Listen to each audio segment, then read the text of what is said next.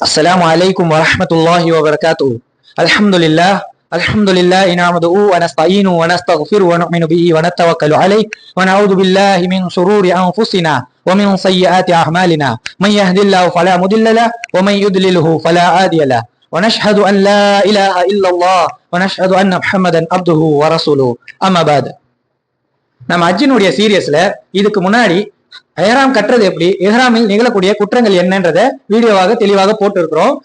இந்த வீடியோல எதை பத்தி பார்க்க போறோம்னு பாத்தீங்கன்னா, ஹஜ்ஜினுடைய சீரியஸ்ல ஹஜ்ஜினுடைய பர்லுகள் என்ன, ஹஜ்ஜினுடைய வாஜிபுகள் என்ன, ஹஜ்ஜினுடைய சுன்னத்துகள் என்னன்றதான் இந்த வீடியோல விலாவரியா பார்க்க போறோம். வாங்க பார்க்கலாம்.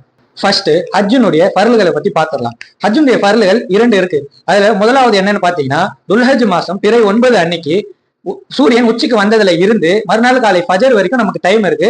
அதுக்குள்ள நம்ம கொஞ்ச நேரமாவது அரபாவில தங்கி இருக்கணும். அது ஒரு நொடி அரபாவில நம்ம தங்கி இருந்துட்டாலுமே இந்த பர்லு நிறைவேறிடும். இரண்டாவது என்னன்னு பாத்தீங்கன்னா, துல்ஹஜ் மாசம் 9 அரபாவில தங்கினதற்கு பிறகு மறுநாள் ஃபஜருக்கு பிறகு காபாவுக்கு போயிட்டு 7 முறை காபாவை சுத்தி தவாப் செய்வாங்க. இந்த தவாப்புடைய பேரு தவாஃபு ஜியாரான்னு சொல்லுவாங்க. இதுவுமே ஒரு பரலான செயலாக கருதப்படுது.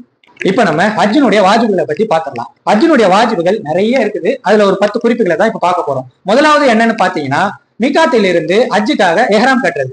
இரண்டாவது விஷயம், முஸ்தலிஃபாவுல கொஞ்ச நேரமாவது பிறை 10 அன்னைக்கு தங்கி இருக்கணும். இது நம்ம மேல வாஜிபாக்கப்பட்டது. மூன்றாவது விஷயம் என்னன்னு பாத்தீங்கன்னா, குர்பானி கொடுக்கும் நாள்ல காபாவுக்கு சென்று தவாப் செய்யணும். இதேதான் நம்ம பர்லுலயும் பார்த்தோம், இது வாஜிபுலயும் சொல்லி தந்திருக்காங்க. நாலாவது விஷயம் என்னன்னு பாத்தீங்கன்னா, சஃபா மர்வாவுல சஹி செய்யறது நம்ம மேல வாஜிபாக்கப்பட்டது. சஹி என்றால் தொங்கோட்டம்னு சொல்லுவாங்க தமிழ்ல. ஐந்தாவது விஷயம், மக்காவாசியாக இல்லாதவங்க தவாஃபு சதுர் செய்யறது. தவாஃபு சதுர் யாருக்கெல்லாம் கடமையாகும் பாத்தீங்கன்னா, நமக்கெல்லாம் கடமையாகும். ஏன்னா நம்ம எல்லாம் மக்காவாசிகள் கிடையாது.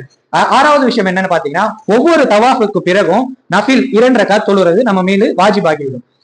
ஏழாவது விஷயம் என்னன்னு பாத்தீங்கன்னா, குர்பானி கொடுக்கும் நாள்ல மொட்டை அடிக்கிறது நம்ம மீது கடமையாக்கப்பட்டது, அல்லது சிறிது முடியை வெட்டிக் கொள்வதும் கடமையாக்கப்பட்டது. மொட்டை அடிப்பது சிறந்ததாக இருக்கும். எட்டாவது விஷயம் என்னன்னு பாத்தீங்கன்னா, குர்பானி கொடுக்கும் நாள்ல 3 கல் எறியும் இடங்களிலுமே ஷைத்தான் கல் எறியும் இடங்கள் இருக்குது பாத்தீங்களா, அந்த 3 கல் எறியும் இடங்களிலுமே கல் எறிய வேண்டும். 9வது, தவாஃப் மற்றும் சஹி செய்யும் போது சிறுந்தொடுக்கு இல்லைன்னா பெருந்தொடுக்கு இந்த நிலையில இல்லாம இருக்கிறது வாஜிபான ஒரு கடமையான செயலாக இருக்கும். 10வது என்னன்னு பாத்தீங்கன்னா, தைக்கப்பட்ட ஆடை அணிகிறது, இல்லைன்னா தலையோ இல்ல முகத்தையோ மூடுறது, இல்ல வேட்டை பிராணியை கொள்வது, இச்சையான செயல்கள் செய்யறது, வாதம் பேசுறது, எதிர்வாதம் செய்யறது, இல்ல கெட்ட வார்த்தைகள் பேசுவது, இதெல்லாம் ஹஜ்ஜில தடுக்கப்பட்ட ஒரு செயலாக இருக்குது. இந்த செயல்கள் எல்லாம் இருந்து நீங்கி இருப்பது ஒரு வாஜிபான நிலையாக இருக்கும்.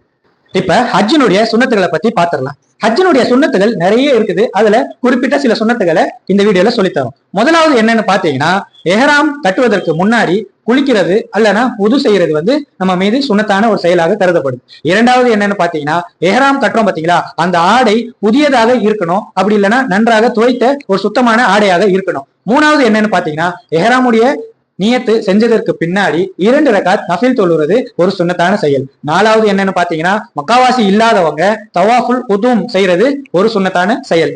ஐந்தாவது செயல் என்னன்னு பாத்தீங்கன்னா, அதிகமாக தல்பியா சொல்வது ஒரு சுன்னத்தான செயல் கருதப்படும். நம்ம ஆறாவதாக பார்க்க போற விஷயம் என்னன்னு பாத்தீங்கன்னா, மக்கால தங்கி இருக்கும் போது அதிகமாக தவாஃப் செய்யறது ஒரு சுன்னத்தான செயல். ஏழாவது என்னன்னு பாத்தீங்கன்னா, இல்திபா செய்வது ஒரு சுன்னத்தான செயல். அப்படின்னா என்னன்னு பாத்தீங்கன்னா, நம்ம எஹ்ராம் கட்டும் வீடியோல தெளிவாக போட்டிருக்கோம். தவாஃப் செய்யறதுக்கு முன்னாடி இந்த வலது தோல் பூஜை தெரியுற மாதிரி எஹ்ராம் கட்டுவதுதான் இல்திபா அப்படின்னு சொல்லுவாங்க. எட்டாவது என்னன்னு பாத்தீங்கன்னா, தவாஃப் செய்யும் போது ரமல் செய்யறது. ரமல்னா முதல் 3 சுற்று கொஞ்சம் வேகமாக சுற்றுவது ரமல்னு சொல்லுவாங்க.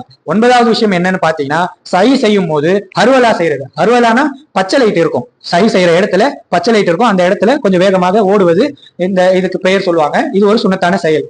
10வது விஷயம் என்னன்னு பாத்தீங்கன்னா, ஒவ்வொரு தவாஃபுக்கு பிறகுமே ஹஜ்ருல் அஸ்வத் கல்ல தொட்டு முத்தமிட்டு சுற்றுவது ஒரு சுன்னத்தான செயல் சொல்லுவாங்க. இப்ப இருக்க கூட்ட நெரிசல்ல அதெல்லாம் செய்ய முடியுமான்னு தெரியல.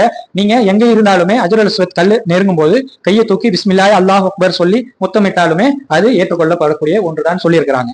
11வது விஷயம் என்னன்னு பாத்தீங்கன்னா, குர்பானி கொடுக்கும் நாள்ல இரவு மினால தங்கி இருக்கிறது.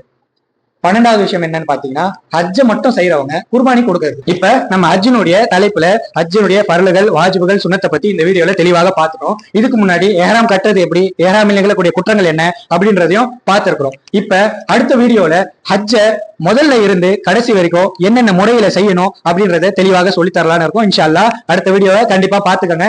பார்க்காதவங்க சப்ஸ்கிரைப் பண்ணி வச்சுக்கோங்க. இன்ஷா அல்லாஹ் பெல் பட்டனையும் கிளிக் பண்ணி வச்சுக்கோங்க. அடுத்த வீடியோக்காக தயாராயிருங்க. இன்ஷா அல்லாஹ் எங்களுக்காக நீங்களும் துவா செய்யுங்க, நாங்களும் உங்களுக்காக துவா செய்றோம். அஸ்ஸலாமு அலைக்கும் வரஹ்மத்துல்லாஹி வபரகாத்துஹு.